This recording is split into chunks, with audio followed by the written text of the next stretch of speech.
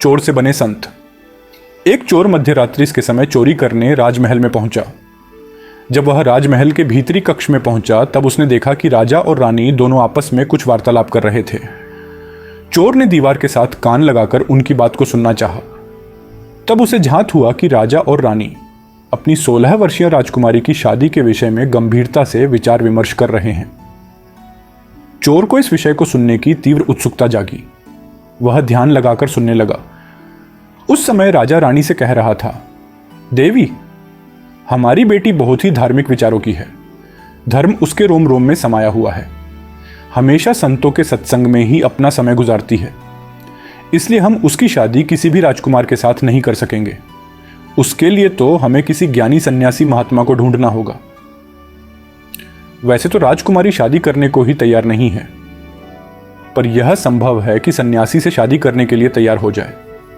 रानी ने भी अपनी सहमति देते हुए कहा, राजन, आपका विचार ठीक है।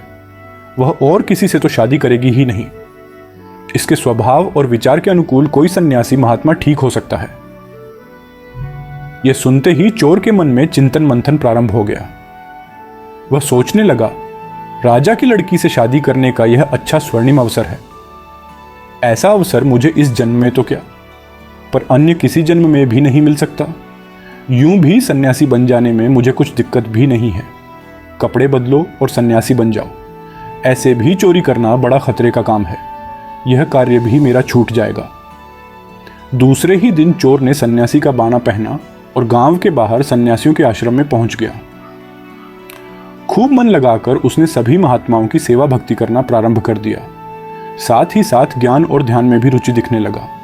ऐसे ही 8-10 दिन बीते होंगे कि एक दिन राजा का मंत्री राजा का संदेश लेकर उस आश्रम में आया। मंत्री ने राजकुमारी से शादी करने का प्रस्ताव क्रमशः एक एक महात्मा के सामने रखा, किंतु सभी ने इसे अस्वीकृत कर दिया। सभी महात्माओं का यही कहना था कि हमने घर बार इसीलिए तो छोड़ा है कि संसार में नहीं फंसना, अतः हम राजकुमारी से विवाह नहीं करेंगे। अंत में मंत्री उस नए नौजवान सन्यासी के पास पहुंचे और अपना प्रस्ताव रखा। यह सुनकर वह सन्यासी मन ही मन मुस्कुराया एवं मौन रहा।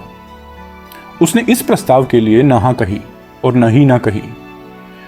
कुछ क्षण सोचकर मौन स्वीकृति लक्षणम जानकर मंत्री ने निर्णय ले लिया। वे उसी क्षण राजमहल की ओर चल पड़े। राजमहल पहुंचकर मंत्री ने राजा से निवेदन किया, महाराज, आपका संदेश लेकर मैं आज सन्यासी महात्माओं के आश्रम में गया था। सारे सन्यासियों ने तो स्पष्ट इनकार कर दिया, परंतु एक नौजवान सन्यासी से जब मैंने पूछा तो वे मौन रहे। उन्होंने न हाँ कही और न ही ना कही। संभव है आप स्वयं चलकर उनसे निवेदन करें और विनती करें तो वे तैयार हो सकते हैं। राजा को भी मंत्री का यह सुझाव पसंद आ गया। दूसरे दिन राजा स्वयं उस संत के पास गए। उनके चरणों में साष्टांग प्रणाम किया। उन्हें बहुमूल्य भेंट अर्पित करते हुए बड़ी विनम्रता से हाथ जोड़कर कहा, हे युवा महात्मन, आपसे मेरी एक प्रार्थना है कि आप मेरी बेटी से शादी कर लें। तब चोर से सन्यासी बने हुए उस महात्मा का चिंतन बदला कि जब मुझ जैसे नकली साधु के समक्ष राजा भी नतमस्तक होता है, बहुमूल्य भेंट अर्पित करता है, तो कितना अच्छा हो। यदि मैं मन से सच्चा सन्यासी बन जाऊं तो मेरा भी कल्याण हो सकता है। राजा तो उत्तर की प्रतीक्षा में था, पर इधर सन्यासी का चिंतन ही समूचा बदल गया।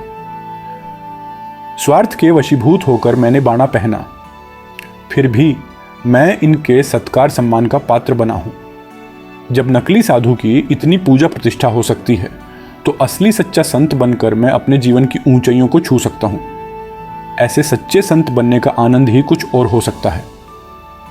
इस प्रकार विचारों की धारा बदलते ही उसने राजा को स्पष्ट इनकार कर दिया।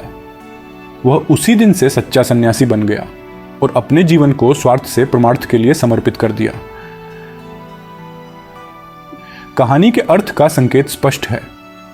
अच्छा काम यदि बिना मन के भी किया जाता है, तब भी वह बहुत श्रेष्ठ फल देता है।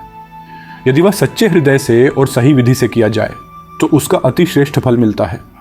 शुभ कार्यों की नकल भी व्यक्ति के लिए शुभता के द्वार खोल सकती है।